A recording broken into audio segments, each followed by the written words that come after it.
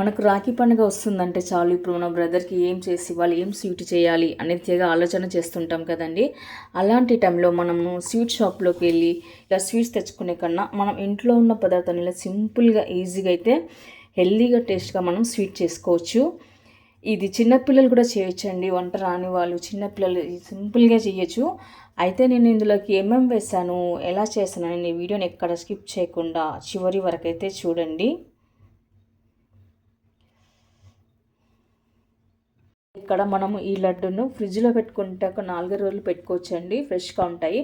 అలాగే బయట పెట్టుకున్నట్లయితే 2-3 రోజులు ఉంటుంది.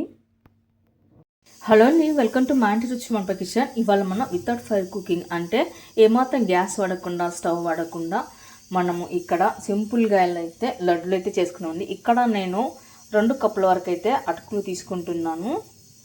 ఇప్పుడు మనం అటుకులని ఒక మిక్సీ జార్ తీసుకొని ఇందులోకి అయితే వేసుకొని పెట్టుకుందాం. చట్నీ జార్లు వస్తాయి కదా చిన్న సైజు, అలాంటి జార్లోకి మనం వేసుకోవాలి.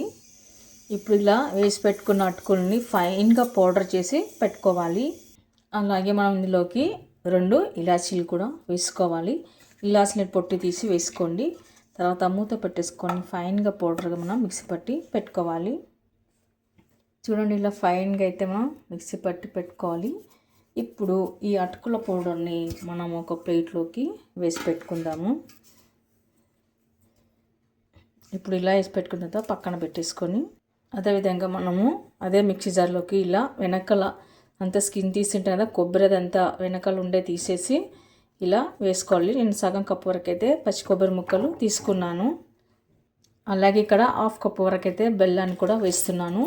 మీరు తినే స్వీట్ని బట్టి ఇక్కడ మనం స్వీట్ వేసుకోవాలి. మీరు బెల్లం వద్దనుకుంటే షుగర్ వేసుకోండి, చక్కెర వేసుకోవడం వల్ల చక్కెర పొడి చేసుకొని పెట్టుకోవచ్చు. తర్వాత దీన్ని కూడా మనం ఫైన్గా గ్రైండ్ చేసి పెట్టుకోవాలి. తర్వాత ఇలా మిక్సీ పట్టిన మిశ్రమాన్ని మొత్తం ఇలా చూడండి, ఇలా అంటే మనకు లడ్డు చుట్టట్లాగా రావాలన్నమాట. అంత మెత్తగా అయితే మనం ఇక్కడ వేసుకోవాలి. తర్వాత దీన్ని కూడా ఇప్పుడు మనం ప్లేట్ తీసుకున్నాం కదా, ఇందులోకి వేసుకొని పెట్టుకోవాలి. ఇప్పుడు మొత్తం ఒకసారి కలిపి పెట్టుకోవాలి.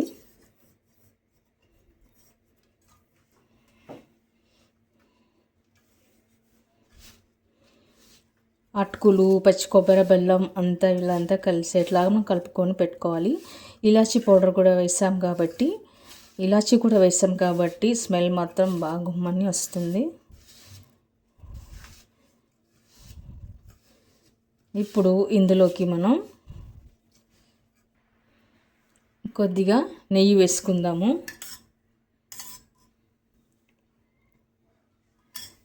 నెయ్యి వేసుకొని ఒకసారి కలుపుకొని పెట్టుకుందాము.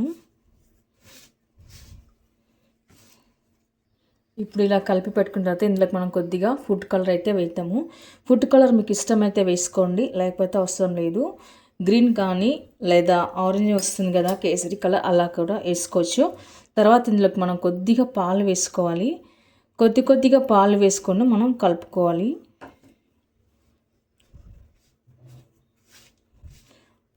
మనం కొద్దిగా పాలు వేసుకున్నట్లయితే లడ్డు చుట్టుకోవడానికి సులువు అవుతుంది. ఇలాంతా కలిపి పెట్టుకున్న తర్వాత ఇప్పుడు ఇందులోకి మనం డ్రై ఫ్రూట్స్ని అయితే వేసుకుందాము.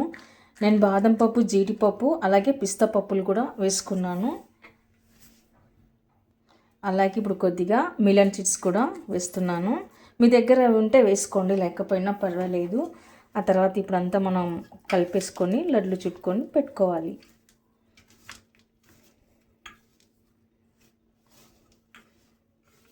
చూడండి, ఇలా అంటే మొత్తం మనకు లడ్డు కట్టుకునేట్లాగైతే వస్తుంది. మనకు కావాల్సిన సైజులో ఇలాంతా లడ్లు కట్టుకొని పెట్టుకోవాలి. ఇప్పుడు మిగతా లడ్లు కూడా మనం ఇలానే చేసుకొని పెట్టుకుందాము.